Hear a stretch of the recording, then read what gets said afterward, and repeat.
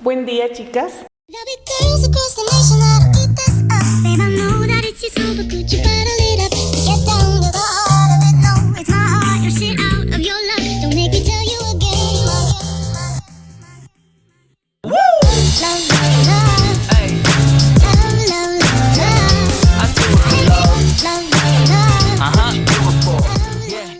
El siguiente tema en el cual continuamos es la discapacidad física y la discapacidad psicosocial. ¿Qué vamos a conocer aquí? Vamos a conocer cuáles son los tipos de discapacidad física, cuáles son los tipos de discapacidad psicosocial, de qué trata cada uno y de qué forma ustedes como técnicas en atención a la primera infancia pueden intervenir en este tipo de discapacidades dentro del proceso académico y educativo de los niños. Entonces, vamos a ver primero, en primer lugar, cuáles son los tipos de discapacidad. Entonces, encontramos 4 tipos de discapacidad. Encontramos la discapacidad física, la discapacidad sensorial, la discapacidad cognitiva y la intelectual. Vamos a ver de qué trata cada una. Dentro de la discapacidad física, se conoce a la persona que tiene una limitación del movimiento, ausencia o parálisis de una o varias extremidades. En la discapacidad sensorial encontramos personas con discapacidad visual, ceguera parcial o total, y también personas con discapacidad auditiva, carencia, deficiencia o disminución de la capacidad auditiva. En la discapacidad cognitiva encontramos una alteración bioquímica que afecta la forma de pensar, sentimientos, humor, habilidad de relacionarse con otros y comportamiento. Por eso en nuestra clase anterior, en nuestro video anterior, hablábamos del TEA y la discapacidad intelectual. Este tipo de discapacidades se están catalogadas dentro de la discapacidad cognitiva, ya que se generan debido a una alteración bioquímica en el proceso de formación del feto, y esto genera esta discapacidad, ¿listo? En la parte cerebral del bebé, del niño ya en formación. En la discapacidad intelectual encontramos limitaciones significativas en el funcionamiento intelectual y en el desarrollo de las habilidades adaptativas para su edad y entorno social. Entonces diríamos en este caso que la discapacidad intelectual estaría relacionada dentro de la discapacidad intelectual, que ya dijimos que era la alteración en el proceso de razonamiento, en el proceso de seguimiento de normas, de planeación, en toda esta parte de relaciones y de pensamiento del niño. ¿Listo? Como bien decía nuestro tema, la discapacidad física es lo que vamos a tratar en esta parte. Entonces vamos a conocer cuáles son las causas, ¿ok? Por una parte tenemos en la parte física, tenemos que se pueden generar por situaciones genéticas, congénitas o adquiridas. Entonces, una discapacidad física se puede generar en la parte genética, en la parte congénita o en la parte adquirida. ¿Qué quiere decir ello? En la parte genética, que se pueden transmitir de padres a hijos, bien sea papá o bien sea mamá, se la pueden transmitir al bebé. ¿Listo?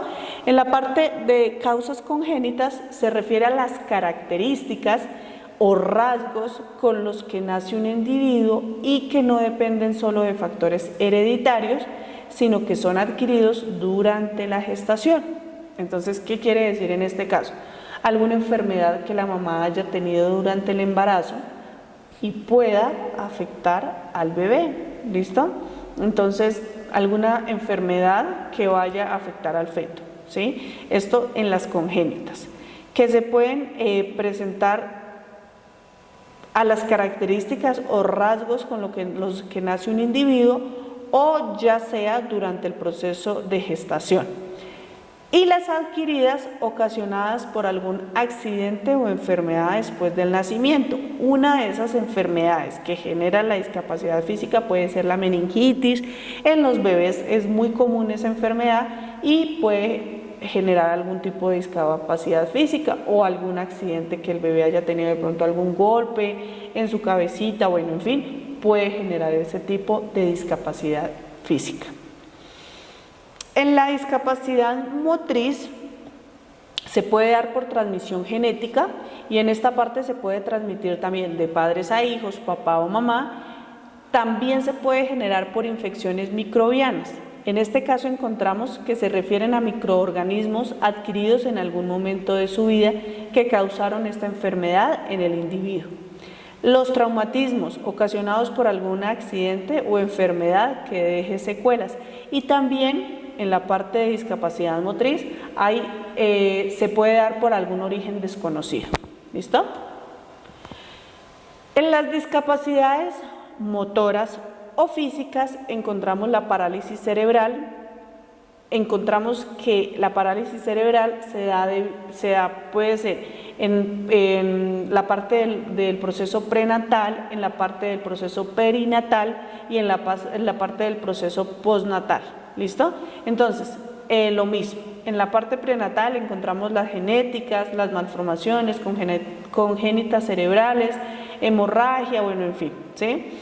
En las perinatales se dan por la anoxia cerebral, también por obviamente falta de aire, falta de oxígeno al cerebro. ¿Listo? Entonces todo eso nos puede generar la parálisis cerebral, que está catalogada dentro de la discapacidad física.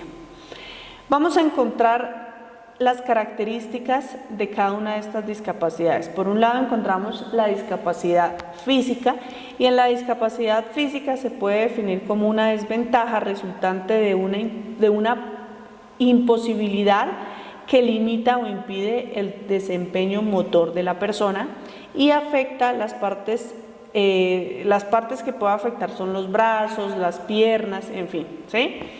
En la discapacidad cognitiva encontramos las dificultades en el nivel de desempeño en una o varias de las funciones cognitivas, en procesos de entrada, elaboración de respuestas que intervienen en el procesamiento de la información y por ende afecta el aprendizaje. La discapacidad sensorial corresponde a las deficiencias en la parte visual. Por ejemplo, también tenemos en esta parte a los sordos que presentan problemas en la comunicación del lenguaje.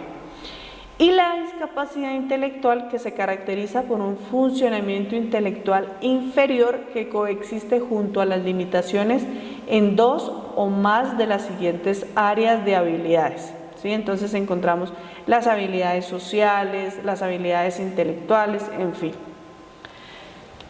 La discapacidad intelectual, vamos a hablar en este caso cómo afecta a los niños.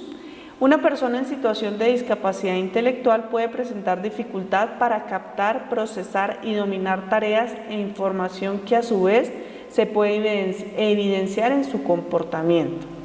¿Qué quiere decir ello? Que a un niño que le cueste trabajo aprender, que le cueste trabajo atender normas, captar información, pues va a afectar sus emociones y va a afectar su comportamiento y se va a ver reflejado en la falta de interés, de pronto en mal genio, como no comprende la información, pues él prefiere hacer otras cosas en vez de estar en el proceso educativo. Entonces, obviamente va a afectar su parte comportamental. Se observa desinterés, disminución o dificultad en la atención y concentración. No está motivado, está muy desmotivado, pues porque no logra captar esa información y pues como que no le ve el interés a las cosas.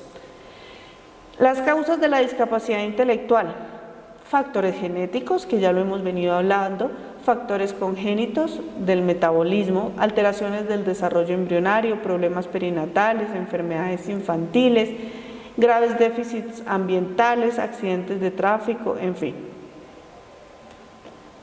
Causas de la discapacidad intelectual antes o durante la concepción, durante el embarazo, durante el nacimiento, durante el embarazo o después del nacimiento. O sea, se puede generar y se puede presentar en cualquiera de estas etapas. Características o signos: sentarse, gatear o caminar más tarde. No sé si podamos darnos cuenta con el anterior tema que casi todas las características de la discapacidad afectan esta parte del proceso de los niños, el normal proceso de los niños. Aprender a hablar o a tener dificultades del habla, problemas de memoria, problemas de comprensión, dificultad para medir consecuencias, dificultad para la resolución de problemas, problemas de razonamiento lógico, en fin. Estos son los tipos de discapacidades que encontramos y cómo las podemos conocer, de qué forma las podemos conocer. ¿Listo? Entonces, la discapacidad intelectual o del desarrollo son anomalías en el proceso de aprendizaje, entendidas como la adquisición lenta e incompleta de las habilidades cognitivas durante el desarrollo humano. ¿Cómo hacemos nosotros como ustedes como futuras docentes que van a trabajar dentro del aula? En primer lugar, tienen que estar muy atentas e identificar los casos de los niños que ustedes vean que les cuesta trabajo aprender, que les cuesta trabajo relacionarse, ¿sí? Ahí nosotros empezamos a detectar. Ya cuando esté diagnosticado el niño, se hace el debido proceso de adaptación curricular y ahí nosotros empezamos a trabajar con ellos. Pero ¿qué deben hacer ustedes? Conocer a los niños. En primer lugar, detectar esos casos, dar aviso a las directivas, a los padres de familia, que quizás ellos ya conocen, pero hay muchos padres que se niegan a esta realidad. Entonces, lo primero que debemos hacer es ello. Y ya empezamos con el proceso de adaptación curricular, pero obviamente es importante que antes de generar y de diseñar herramientas y estrategias, haya el gusto de cada una de ustedes, desde el corazón, por trabajar con los niños que presenten algún tipo de discapacidad. Y ahí está lo que hablábamos en la primera sesión, en nuestro primer video, el proceso de inclusión. Entonces, ahí es donde nos damos cuenta que el proceso de inclusión va más allá. Desde la postura que tenemos nosotros, la postura crítica y reflexiva en atender este tipo de discapacidades. Entonces, nos enfocamos más en el juego, ¿sí? En que el niño se sienta tranquilo, que a pesar de su dificultad, de su discapacidad, no se sienta aislado, sino que se sienta dentro del proceso normal educativo, ¿sí? Sabemos que tiene una discapacidad, sí, pero tiene todas otras habilidades para poder interactuar en el medio. Y ahí está el docente para saber guiar, formar y tener ese reto personal de trabajar con ellos. ¿Listo? Entonces ahí empezamos ya a crear herramientas, empezamos a crear material para trabajar con ellos y aquí hay una parte muy importante. La parte sensorial de ellos está muy activa.